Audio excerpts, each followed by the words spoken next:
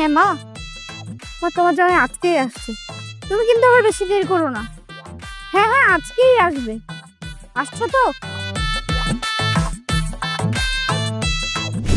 না না, কোনো চিন্তা করবেন না, আজকেই তো আমার ছেলে আসবে। হ্যাঁ হ্যাঁ, আমি যেটা বলবো সেটাই হবে, এবার কোনো অসুবিধা হবে না। হ্যাঁ জি, আচ্ছা আচ্ছা আচ্ছা।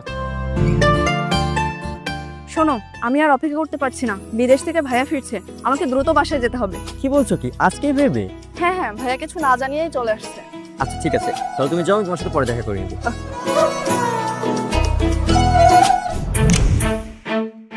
ভিডিওতে যাকে দেখতে পাচ্ছেন তার নাম দীপ্ত। দীর্ঘ 7 বছর ইটালি থেকে আজ দেশে ফিরছে। এতক্ষণ যাদের দেখলেন তারা দীপ্তর স্ত্রী, বাবা এবং বোন।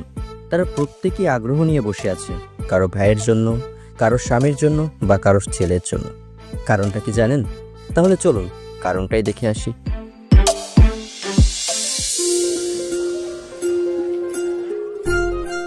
ভাবি ভাবি ভাবি, ভাইয়া চলে এসেছে নাকি?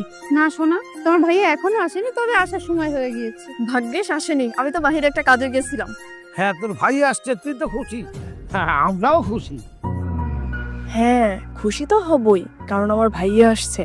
আর ভাইয়া আসছে মানে আমার দামি আইফোনটা আসছে। খুশি তো হবই, আমার দামি গহনাগুলো। উফ, আমি তো এই দিনটার জন্যই অপেক্ষা করছিলাম। আমার ছেলে আসছে মানে আমার টাকা আসছে, আমার বহুদিনের শখ, ওই জমিটা এবার আমি কিনতে পারবো। কেমন আছো সবাই? কি ব্যাপার, তোমরা সবাই নীরবতা পালন করছো কেন? কি হয়েছে? আরে ভাইয়া, তুমি চলে এসেছো? কেমন আছিস? ভালো আছি, তুমি ভালো আছো? না না বাবা, নিরাপত্তা পালন করছি না, তোর অপেক্ষায় তো ছিলাম। হ্যাঁ বাবা, আসতে কোনো অসুবিধা হয়নি তো? না না বাবা, কোনো অসুবিধা হয়নি, সবকিছু ঠিকঠাক আছে। তুমি কেমন আছো? না না বাবা, এতদিন ভালো ছিলাম না, তবে এখন খুব ভালো আছি। আমার ছেলে চলে এসেছে। কি ব্যাপার ময়না, তুমি চুপ করে আছো কেন? কেমন আছো? আমি ভালো আছি, আপনি ভালো আছেন তো? আমি ভালো আছি। জামাই বাবা যে ভালো থাকবে তো, কারণ তার শাশুড়ি চলে এসেছে না। আমার কেমন আছেন আপনি?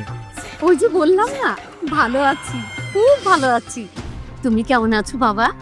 জি আমা, আমিও ভালো আছি। ভাইয়া, সে আসার পর থেকে কথা বলেই যাচ্ছ। কোথায় আমার আইফোনটা, কোথায়? হ্যাঁ হ্যাঁ, তাই তো। ওই যে আমি আপনাকে আমার জন্য গহনার কথা বলেছিলাম না, ওগুলো কি এনেছেন? সবার আবদারি তো তুই পুরো